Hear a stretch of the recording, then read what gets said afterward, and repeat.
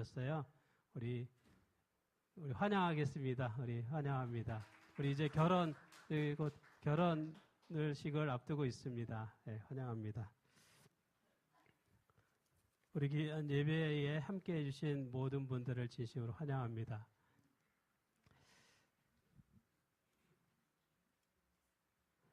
여러분, 이분이 누군지 아시나요?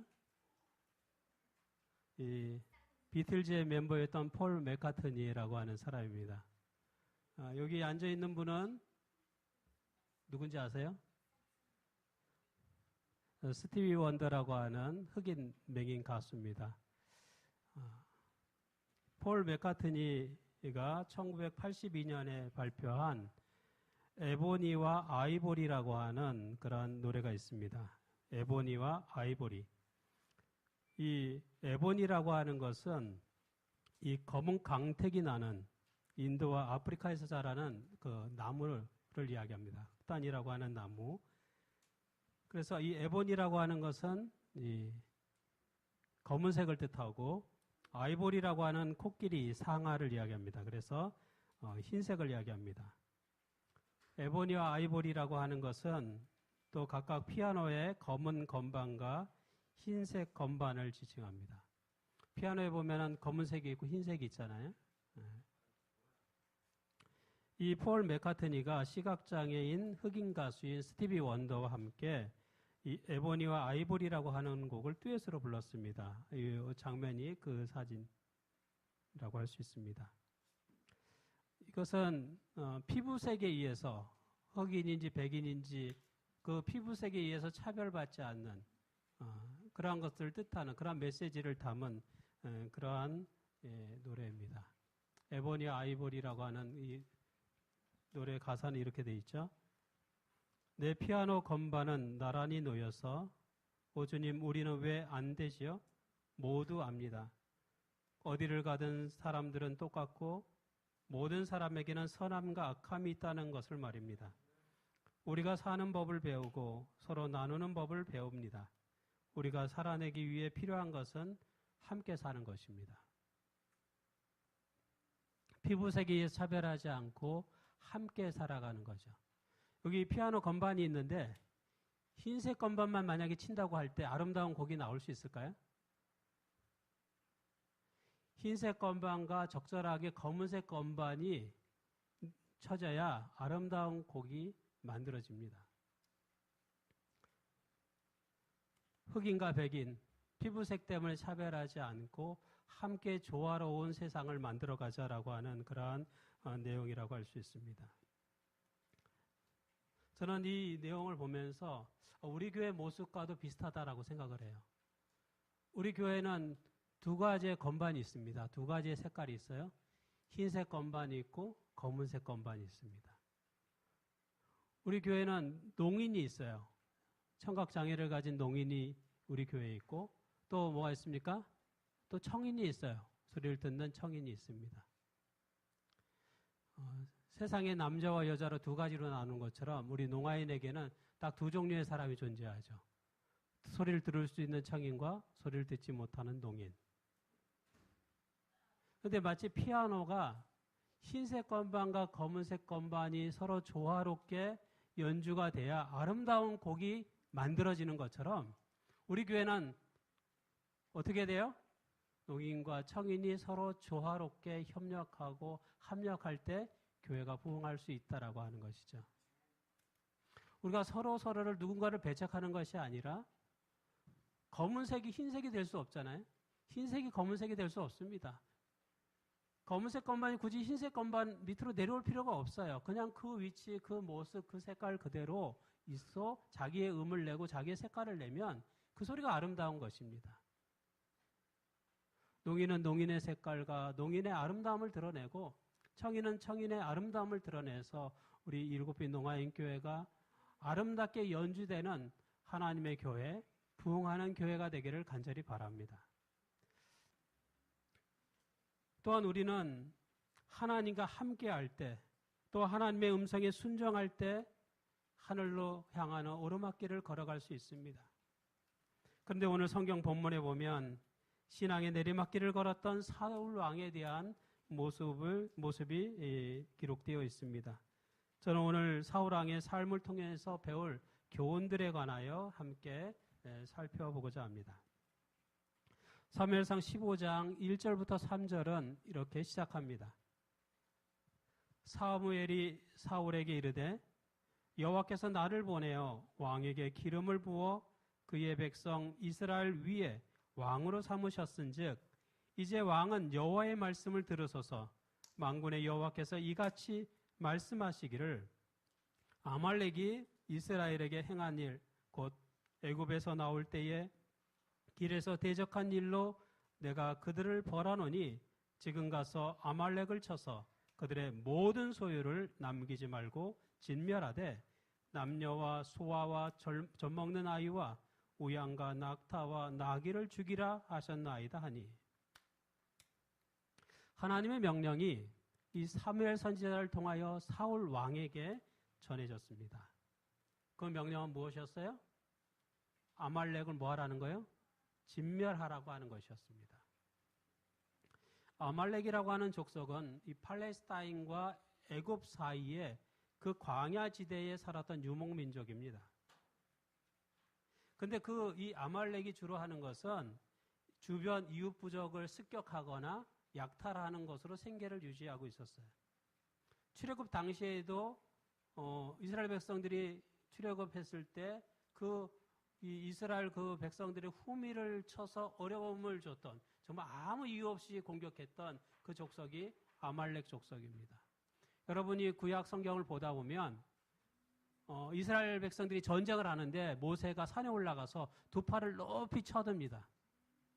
손을 들면 이기고 손을 내리면 져요. 그래서 아론과 홀이 같이 옆에서 이 모세의 손을 붙잡습니다. 붙들어줍니다. 그때 싸웠던 민족이 아말렉이에요. 그 아말렉 족속이, 그래서 오늘 성경에도 과거의 일을 이야기하면서 그 아말렉 족속을 진멸하라고 말합니다. 사도 바울 당시에도 이 아말렉 족속이 이스라엘을 쳐들어와서 이스라엘 백성들이 힘들게 했어요. 그래서 하나님께서는 이 아말렉으로부터 이스라엘을 보호하라라고 하는 그러한 명령을 내리신 것입니다. 그런데 이 선지자를 통하여 주신 명령 가운데 보면 그들의 모든 소유를 남기지 말고 진멸하라고 말합니다. 남녀노소뿐만 아니라 가축들까지도 아무것도 남기지 말라는 거예요. 여기 진멸이라고 하는 말이 히브리어로 하람이라고 하는 말인데, 그 하람이라고 하는 말의 뜻이 일상 용도로 사용되는 것을 금하다, 하나님께 성별하다, 멸절하다, 이러한 뜻을 가지고 있습니다. 마치 아간이 여리고성을 무너뜨릴 때 그 아간이 등장하죠. 그 아간이 하나님께 바쳐진 그 물건에 손을 댔다라고 하는 그 말이 바로 이 하람 또는 헤렘이라고 하는 그러한 표현입니다. 하나님께 바쳐진 것을 개인적으로 취하는 것. 그래서 그는 저주를 받았습니다. 하나님께 바쳐진 거예요. 하나님께 구별된 거예요. 그걸 사람이 임의로 만지거나 취할 수가 없는 것입니다. 그래서 완전히 진멸하라라고 말했어요. 그런데 사울 왕이 이 하나님의 명령에 순종했을까요? 불순종했을까요? 우리 성경자를 보겠습니다. 사울이 순종했는지 불순종했는지. 사무엘상 15장 8절, 9절 말씀 우리 같이 읽어보겠습니다. 시작. 아말렉 사람의 왕 아각을 사로잡고 칼날로 그의 모든 백성을 진멸하였으되 사울과 백성이 아각과 그의 양과 소의 가장 좋은 것 또는 기름진 것과 어린 양과 모든 좋은 것을 남기고 진멸하기를 즐겨 아니하고 가치 없고 하찮은 것은 진멸하니라. 여러분, 사울 왕이 하나님의 명령에 순종했습니까? 불순종했습니까? 어떻게 보면 순종한 것 같고 어떻게 보면 불순종한 것 같고, 겉으로 보기에는 사울은 순종한 것 같이 보여요. 사울은 모든 좋은 것을 남기고 하나님께 순종했다라고 사울 스스로는 그렇게 생각을 했습니다.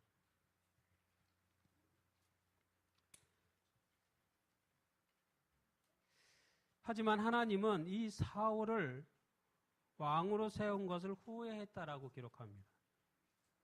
하나님은 사울이 나를 따르지 아니하고 내 명령을 따르지 아니하였다라고 말합니다. 사울이 하나님의 명령에 순종한 건가요? 불순종한 건가요? 사울 자신은 나는 하나님께 순종했다. 다 진멸하라고 해서 진멸했고 그 중에 좀 좋은 것만 남겨놓은 거예요. 그 왕이었던 아각도 죽이지 않고 데리고 왔어요. 하나님은 사울이 순종했다고 생각했어요? 불순종했다고 생각했어요? 사울 왕이 불순종했다라고 말씀합니다. 하나님의 명령대로 행하지 아니하였다라고 말합니다. 사울은 남기지 말아야 될 것을 남겼어요. 남겨서는 안 되는 것을 남긴 것입니다. 하나님께서 명령을 하실 때 두리뭉실하게 말씀한 것이 아니라 아주 구체적으로 말씀하셨어요. 그렇죠? 그 말씀은 하나님의 명령에 대하여 온전히 행하라고 하는 뜻이 담겨져 있는 것입니다. 여러분, 심부름을 시킬 때 대충 시키는 거와 구체적으로 시키는 거와 차이가 있습니까? 심부름이 뭐 사오라고 할 때 알아서 사와라고 하는 거와 알아서 사와라고 하는 거와 여러분 떡볶이를 사와라고 하는 거의 차이는 뭡니까? 알아서 사오라는 건 네가 아무거나 사오라는 얘기고 떡볶이를 사오라고 하는 내가 떡볶이가 먹고 싶으니까 떡볶이를 꼭 사오라는 얘기죠. 아무거나 사오면 됩니까? 아니죠. 하나님께서 구체적으로 명시할 때는 반드시 그것을 구체적으로 실행하라고 하는 뜻이 담겨져 있는 것입니다. 분명히 그들의 모든 소유를 남기지 말고 진멸하되 남녀와 소아와 젖먹는 아이와 우양과 낙타와 나귀를 죽이라고 했어요. 하나님의 뜻이 있는 것입니다. 사울은 손대지 말아야 될 것에 손을 댔어요. 마치 아간이 하나님께서 구별하신 그 것에 손을 대어서 그것을 취해서 벌을 받은 것처럼 사울은 하나님이 금하신 것을 취하는 사람이 되었습니다. 그런데 사울은 이전에도 하나님을 실망시킨 적이 있습니다. 바로 사무엘상 13장에 보면 길갈에서 이 사울이 블레셋과 싸울 때 일입니다. 이 이스라엘 바로 옆에 블레셋이라고 하는 나라가 있는데 이 블레셋이라고 하는 나라에서 수많은 군대를 이끌고 쳐들어왔어요.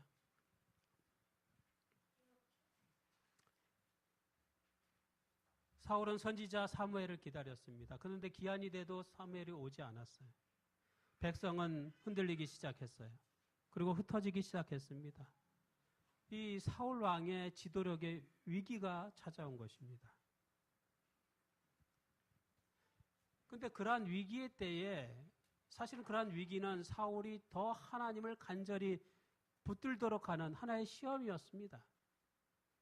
그래서 사울도 조금 늦게 지체한 것 같아요. 조금 늦게 왔어요. 더 하나님을 간절히 붙들어야 될 때에 사울 왕은 선지자가 해야 될 번제를 자기가 대신 번제를 드립니다. 내가 뭐라도 해야 될 것 같아.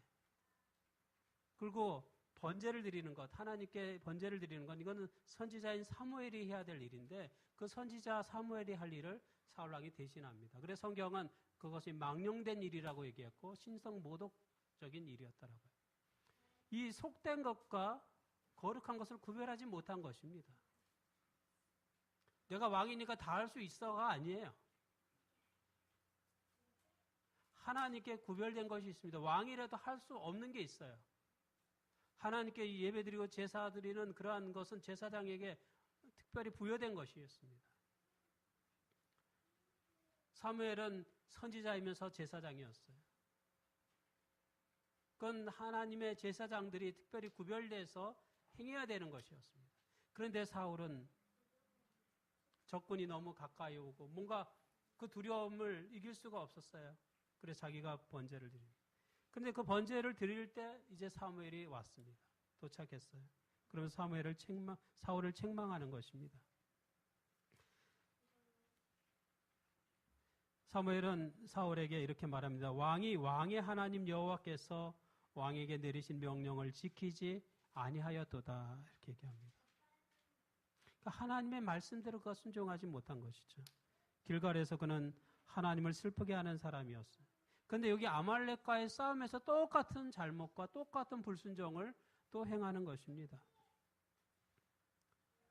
사울 왕은 자기가 좋아하는 것만 순종하고 내가 하나님께 순종했다라고 말하는 거예요. 하나님께서는 모든 것을 진멸하라고 얘기했는데 그는 그 모든 것 가운데 가장 좋은 것은 빼놓고 가장 쓸모없는 것만 진멸했어요.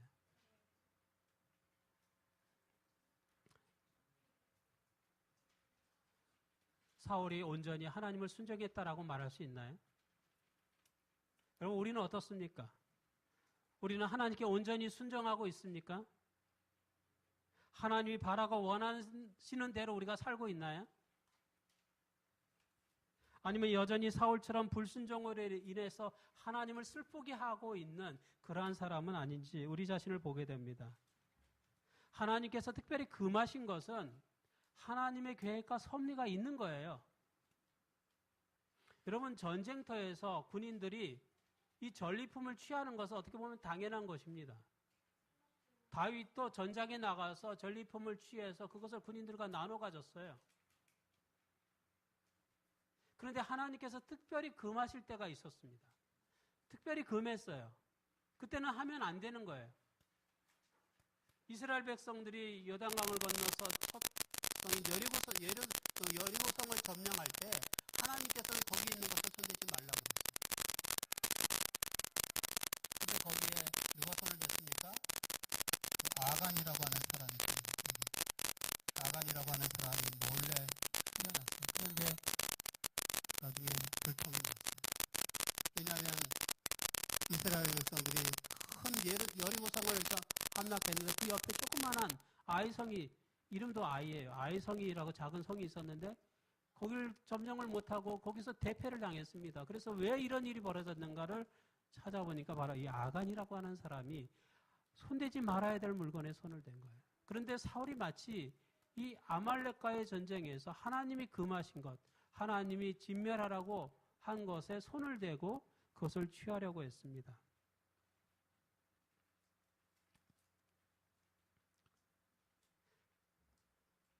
하나님께서 금하신 거에는 특별한 섭리가 있음을 우리가 기억하게 되기를 바랍니다. 우리가 하나님의 뜻과 그 섭리에 우리가 순종하는 삶을 살아야 하는 것입니다.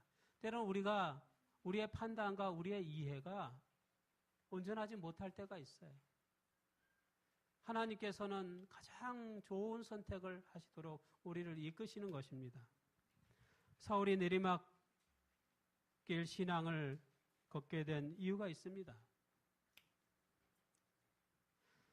사울은 자신의 죄를 깨닫지 못했습니다. 여기 사무엘상 15장 13절 14절에 보면 이렇게 말씀합니다. 사무엘이 사울에게 이른즉 사울이 그에게 이르되 원하건대 당신은 여호와께 복을 받으소서 내가 여호와의 명령을 행하였나이다 하니 사무엘이 이르되 그러면 내 귀에 들려오는 이 양의 소리와 내게 들리는 이 소의 소리는 어찌 됨이니까 하니라. 사울의 문제는 뭐였어요? 사울의 문제는 자신의 죄를 깨닫지 못하는 것입니다.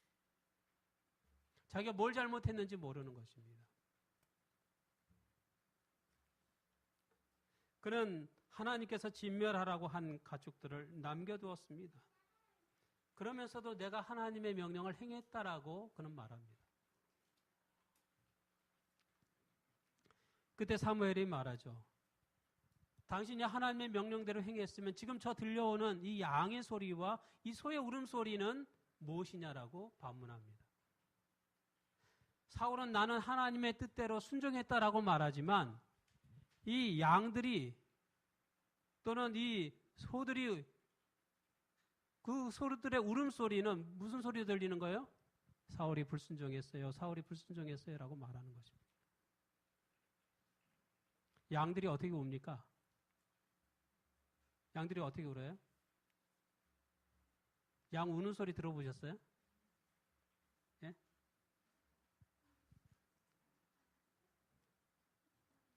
양 울음소리 들어보신 분 없어요?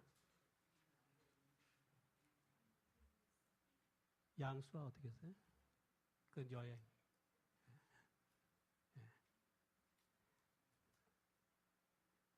매매하나? 염소랑 비슷한 것 같기도 하고. 소는 어떻게 옵니까? 우리 소는 우리가 잘 알죠? 예. 그 소의 울음소리, 양의 울음소리가 사무엘에게는 어떻게 들려요?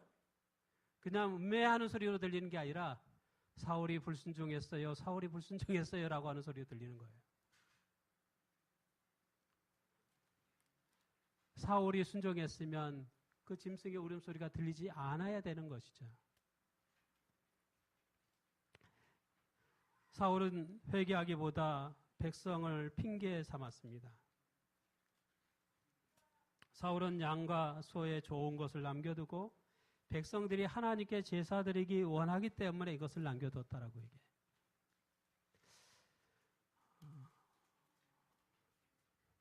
왜 사울은 하나님께 진멸하라고 하는데도 불구하고 이 소와 양의 좋은 것들을 남겼을까? 어차피 하나님께 제사 지내면 그것이 자기께 되지 않는데 왜 그것을 남겼을까? 사울에게 어떤 유익이 있을까? 또는 백성들에게 무슨 유익이 있을까?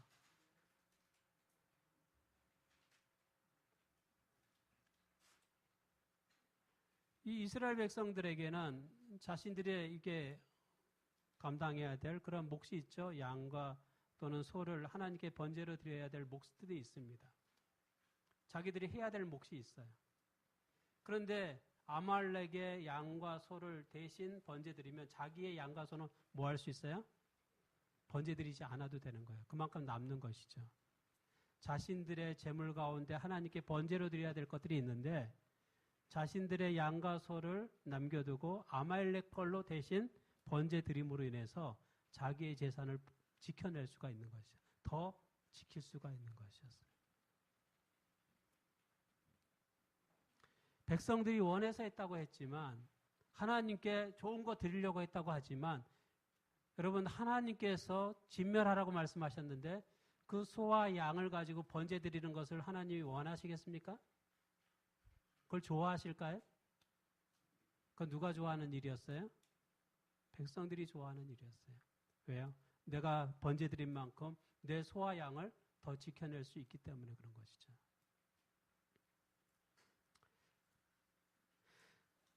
사무엘에게 있어서의 문제는 하나님이 원하는 방식으로 하나님의 말씀에 순종하는 것이 아니라 자기가 원하는 방식으로 하나님께 순종하려고 했던 것입니다. 여러분 우리의 신앙생활 속에서도 우리가 하나님이 원하시는 방식의 순종이 있어요.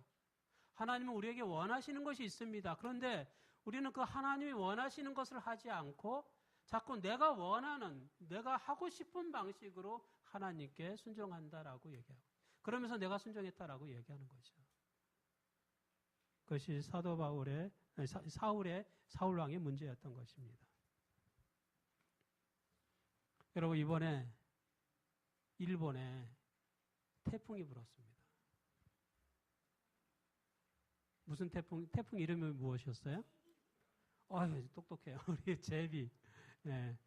태풍 이름이 제비예요. 여러분 제비는 좋은 소식을 가지고 오는 새 아니에요? 그런데 일본한테는 정말 아주 마음 아픈 소식을 가지고 왔어요.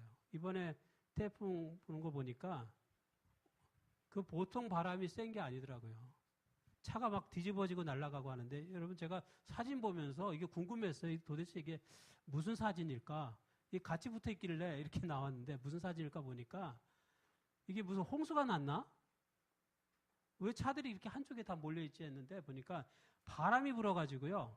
태풍이 불어가지고 차들이 그냥 다 이렇게 이쪽 한쪽으로 이렇게 다 날아간 거예요. 얼마나 바람이 세게 불었는지. 이 차들이 그냥 한쪽으로 다 처박혀 있잖아요.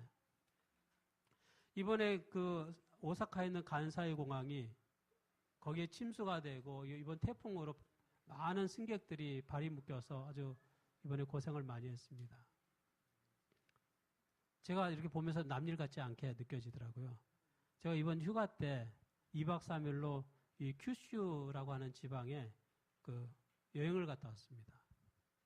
근데 제가 저희가 있을 때에도 우리나라의 그 제주도, 제가 이렇게 한국에 돌아오는 날에 우리나라의 제주도에 태풍이 불어가고 제주도가 비행기가 못 뜨고 발에 묶여서 그 태풍이 이제 북상하고 있을 때였어요. 우리나라에 북상하고 있고. 일본은 저희가 있던 큐슈 바로 옆에 여기 그 시코쿠라고 하는 그러한 큰 섬이 있는데 태풍이 그쪽으로 지금 올라오고 있었어요. 그러니까 태풍이 밑에는 올라오고 있고 위에는 또 우리나라 북상하고 있고. 그래서 이거 집에 제대로 갈 수 있을까 걱정을 많이 했습니다. 그런데 이 우리나라 북상하는 태풍과 밑에서 올라오는 그 태풍 그 사이길로 이렇게 해갖고 우리나라에 왔어요. 제가. 그래서 간신히 한국에 이렇게 간신히 도착해서 태풍과 태풍 사이로 이렇게 비행기가 가가지고 자세히 잘 이렇게 도착을 했습니다. 제가 있던 그 호텔 앞에 보니까 큰 교회가 있더라고요. 그래서 제가 어디 가면 이렇게 교회가 눈에 많이 띄어요. 예. 보니까 시골 마을인데 그렇게 큰 도시가 아닌데 큰 그 교회가 보이는 거예요. 이런 교회였어요. 이 교회였어요. 이 교회. 거기 크죠? 자세히 보니까 저기 십자가도 보여요. 그래서 이게 성당인가? 이 교회인가? 근데 이 시골 마을에 이렇게 큰 교회가 있지? 제가 궁금했어요. 근데 그 다음날 아침에 그 가이드가 얘기하는 걸 들어보니까 이 교회가 아니라 결혼식장이래요. 결혼식장을 이렇게 교회처럼 만들. 그래서 일본 사람들은 대부분 이 일본 전통의 종교인 신도를 믿습니다. 신도. 그 신사가 있잖아요. 신도를 믿어요. 그리고 죽을 때는 이제 불교를 믿습니다. 화장을 하고 불교식으로. 죽을 때는 불교식으로 해요. 그리고 결혼식은 어디서 해요? 기독교식으로 합니다. 결혼식은 기독교식으로. 그래서 이게 딱 교회예요, 교회. 근데 이렇게 교회처럼 꾸며진 데서 결혼식을 하는 거예요. 결혼식장이에요. 일본은 교회가 거의 없어요. 교회를 보기 힘들어요. 그런데 교회처럼 보이는 건 이건 결혼식장이에요. 이렇게 큰데. 그 시골 마을에 아주 큰 이런 교회가 있는 것을 봤습니다. 그래서 일본의 한 재림교회는 건물은 이 예식장 사람들이 교회 건물을 지어주고 결혼 예식할 때는 그 교회 목사님이 와서 주례하는 것으로 계약을 해가지고 그렇게 교회를 운영하기도 한대요. 일본 분들은 이렇게 결혼은 이렇게 교회에서. 근데 여러분 교회라고 하는 것이 결혼식만 하기 위해서 모이는 게 아니잖아요. 사실 하나님의 말씀이 선포되고 그 말씀에 순종하는 사람들이 모이는 것이 교회죠. 이 사울은 하나님이 원하는 방식이 아니라 자신이 원하는 방식으로 하나님을 섬겼습니다. 그게 문제였어요. 사람들은 교회도 자신이 원하는 방식으로 다른 종교와 상관없이 결혼식을 위해서 이렇게. 저도 예전에 그 기차 타고 가는데 어느 분하고 앞에 있는 분하고 얘기하다 보니까 이분이 교회를 다니지 않는 분인데 나는 결혼식은 성당에서 하고 싶다 그러더라고요. 그 분위기가 좋은 거죠. 그런 결혼식은 그런 분위기에서 하고 싶다라고 하는 거죠. 사람들이 현대 우리 많은 신앙인들의 그런 문제 가운데 또 하나도 내가 하나님을 섬기는데 하나님이 원하고 성경에 기록되고 성경에 가르치는 그러한 방식으로 내가 하나님을 섬기는 것이 아니라 사람들은 자꾸 자기만의 방식, 자기의 생각의 방식으로 하나님을 섬기려고 하는 경우들이 많이 있다라고 하는 것입니다. 그것이 또한 사울의 문제였습니다. 그래서 성경은 이렇게 말씀합니다. 사무엘이 이르되 여호와께서 번제와 다른 제사를 그의 목소리를 청종하는 것을 좋아하신 같이 좋아하시겠나이까? 순종이 제사보다 낫고 듣는 것이 순양의 기름보다 나으니. 뭐라고 얘기합니까? 순종이 뭐보다 낫다고요? 제사보다 낫다. 하나님께서 제사를 원하는 것이 아니라 그 제사를 드리려고 하는 사람의 순종하는 마음을 보고 싶어 하는 거죠. 하나님의 말씀을 청종하는 것을 원하는 것입니다. 그 제사의 방식에서 많은 동물들이 희생되고 하는 것은 하나님이 그 피 흘리는 짐승들을 받고 싶어 하는 게 아니에요. 그것을 통하여 주어지는 의미가 있습니다. 피 흘려 죽어가는 그 양의 모습 속에서 피 흘려 십자가에 달려 돌아가신 예수님을 사람들이 기억하기를 원하시는 것이에요. 하나님께서 짐승을 원하는 것이 아닙니다. 순종하는 그 사람들의 마음을 원하는 것이에요. 우리가 하나님을 의지하기보다 자신을 의지할 때 내리막길 신앙을 걷게 되는 것입니다. 내 생각과 판단보다도 하나님의 뜻이 어디 있는지를 살피는 것이 정말로 중요한 것입니다. 사울은 하나님을 높이기보다 자신을 높이는 삶을 살았습니다.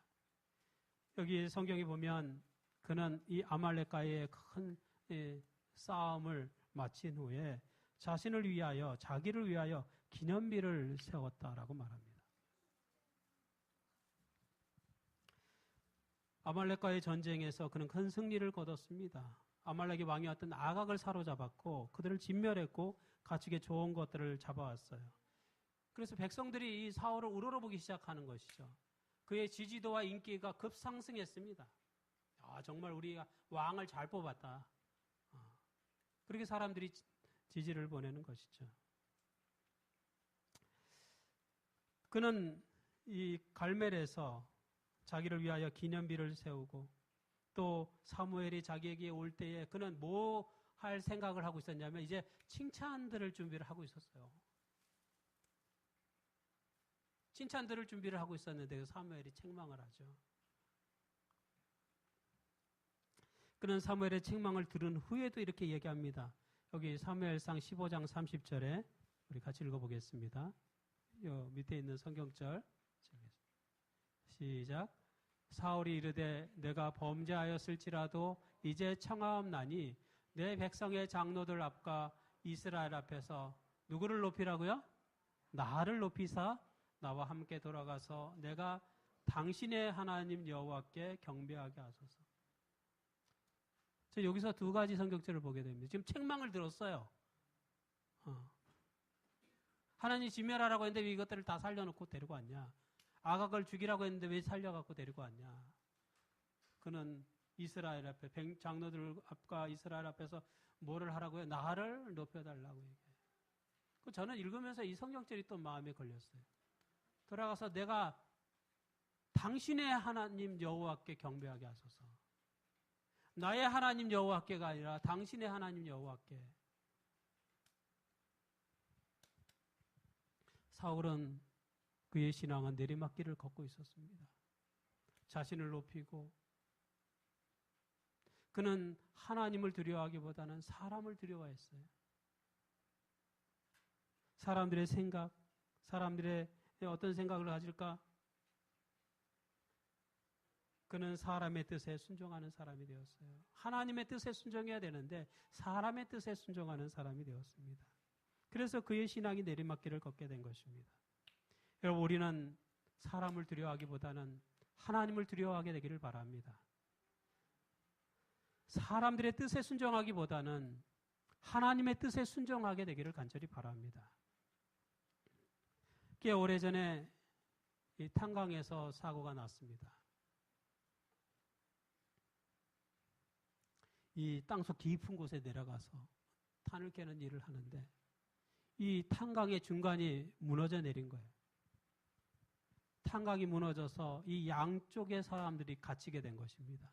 중간에 매몰이 된 거예요. 중간이 무너져 내렸어요. 그래서 이쪽에 있는 사람과 저쪽에 있는 사람들이 서로 갇힌 상태가 됐어요. 탄광이 무너진 다음에 구조 작업이 시작이 되었습니다. 여러 날이 지나서 이제 거의 동시에 이 양쪽에 굴이 뚫려서 사람들이 들어가 봤는데 놀라운 장면을 보게 된 거예요. 동시에 이게 무너져서 동시에 사람이 양쪽에 갇히게 됐는데 한쪽에 있는 사람들은 다 살아있는데 한쪽에 있는 사람은 다 죽어 있는 거예요.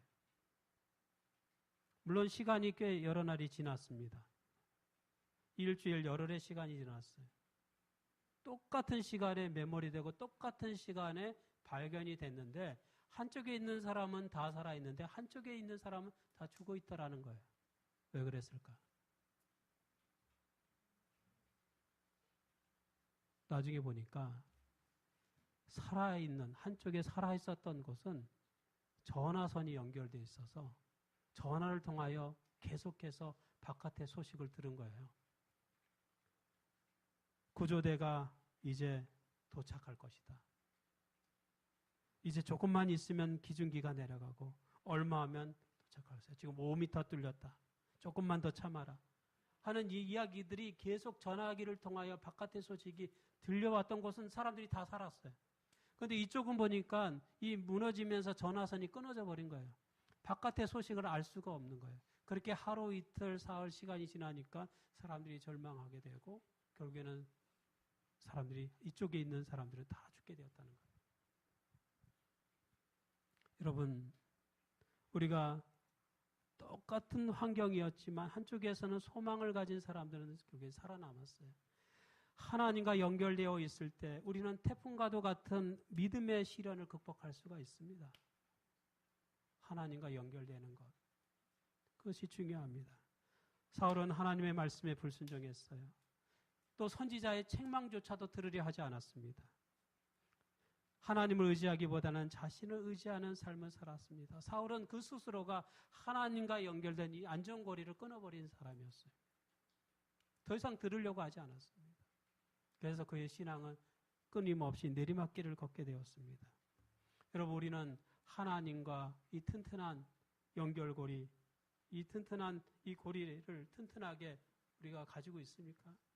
하나님과의 관계를 잘 맺고 있습니까?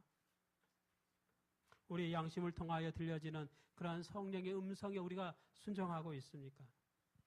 내 자신, 나 자신의 판단과 나 자신의 생각을 의지하기보다 하나님의 판단과 하나님의 뜻과 섭리를 의지하려고 하나요?